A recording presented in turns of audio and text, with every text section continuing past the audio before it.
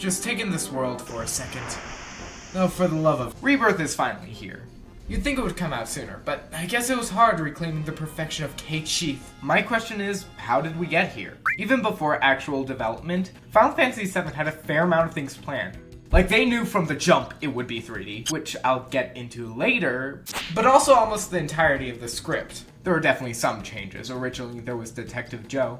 Who's Detective Joe? I don't know, some guy who chased Avalanche? Other than that and a few other things, they knew what they wanted, including a certain first-class soldier.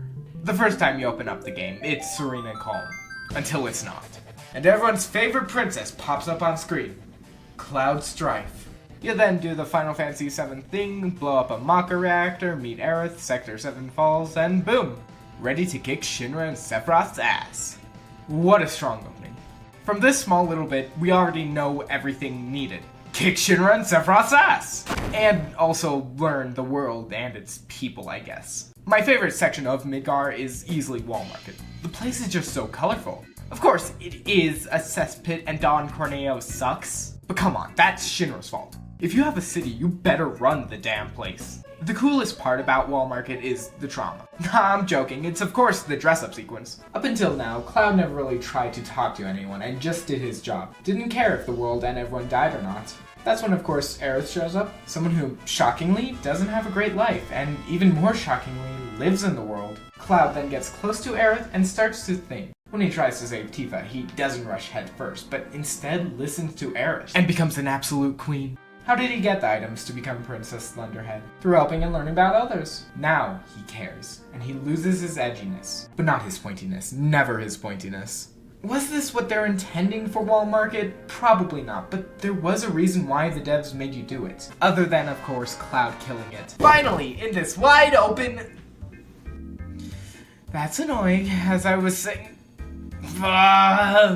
FF7 is intricately linked with its predecessor, FF6. Yeah, no shit, but it goes deeper with many decisions for FF7 as a reaction to its precursor.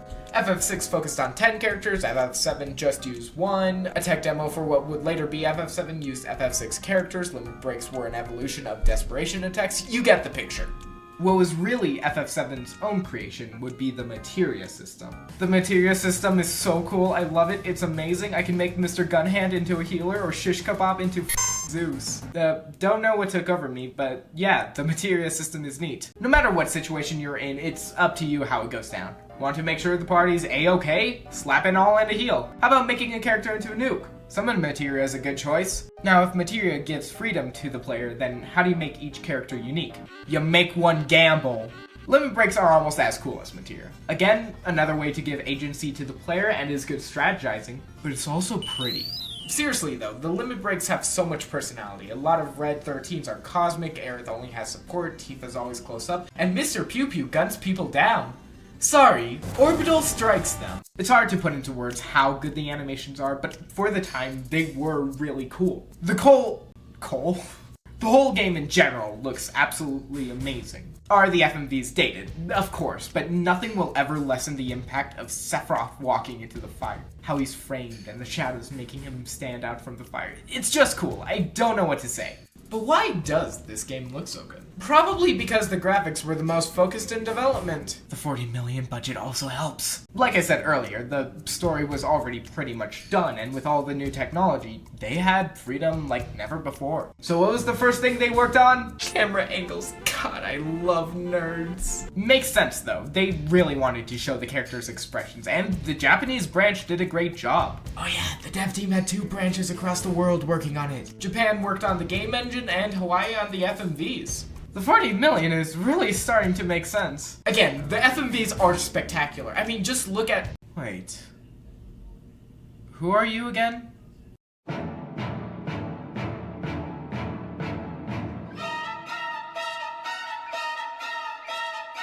The one-winged angel himself.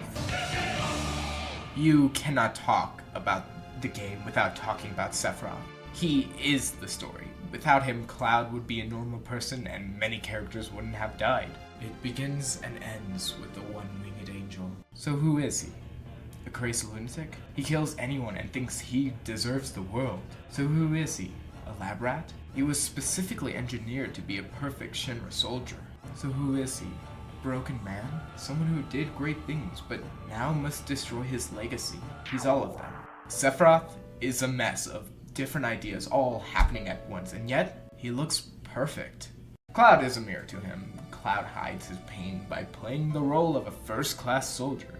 That is until he looks it dead in the eyes and realizes he was a person and still is one. Even with his lonely past, he accepts the bad and especially the good. Maybe Sephiroth could have also realized this, even if Shinra controlled his life. But no, he stays in his little fantasy. His final fantasy! Best moment of them is when Cloud looks deep into Sephiroth's perfectly chiseled face and patiently waits for his lover to— Sorry, how did that get in there? What I meant was Cloud's speech after Aerith's death.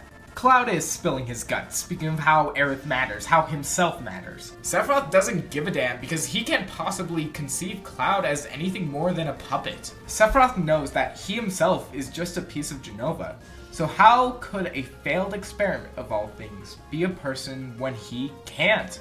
That's at least how I interpret the scene. If you have any of your own interpretations, I would love to hear it. And subscribing would be nice. Now I feel like I'm forgetting something. Oh right, the rest of the cast. This is probably the roughest part of the game. All the side characters feel so bare bones and can't compare to any of the party members. Dine and Hojo are the only memorable ones. Dine, we actually get to learn about his past and how he changed. He's a crazy man, but wasn't always. Then there's Hojo, the second most important character. He is the one who made Sephiroth, remade Cloud, messes with Jenova, and many other things. Most importantly, he got a tan. 10 out of 10 game. Now that's everything done. Right, the party members. Okay, Vincent and Yuffie. I love these two, but there's nothing much they really do. Makes complete sense, as they were initially planned to be scrapped. That's why they're both optional, but I still wish we got to know more of them. The rest of the party is a lot more fleshed out. Bare minimum, character arc. The one who gets the most love is Aerith. Can't you see how much love she gets? My main gripe with FF7's story is it's so focused on Cloud that it doesn't give many of the rest of the cast enough time to shine. What was a huge missed opportunity was when Cloud told everyone to find their purpose to fight, but didn't show any of it! Why is Vincent still here? Is it because his purpose is being a badass? This is where the remake trilogy easily tops the original. All the characters are far more fleshed out, and the small little interactions are just so fun. The rest of the story and world also feels grander. The original game never really got you to care about Sector 7. Yes, it is sad, but you never really had a connection with it. With the remake, you actively do quests, help Johnny, get to know Avalanche, making it feel a lot more gut-wrenching when the plate falls. That does lose what made going to Wall Market and meeting people felt so special, but it does make something new we haven't seen. It also makes Shinra and the Turks an actual threat. In the original, Elena's a dumb, stupid idiot who thinks we killed her boss. In the remake, she's like, all the characters and the story overall are far better, while the main romance between Sephiroth and Cloud still holds up as much as the original. That begs the question, does the original Final Fantasy VII still have a place today? Of course, what do you think? The original combat is still incredible, and while the plot is generally not as good as the remake, it is still spectacular. It's cozy, and the plot twist with Cloud is pulled off so well. There's also the modding community that I haven't mentioned who still keeps the game fresh. And again, the whole art direction still holds up. The FMVs alone deserves a replay. This game is amazing, and no matter how many wild encounters there are, I will always love it.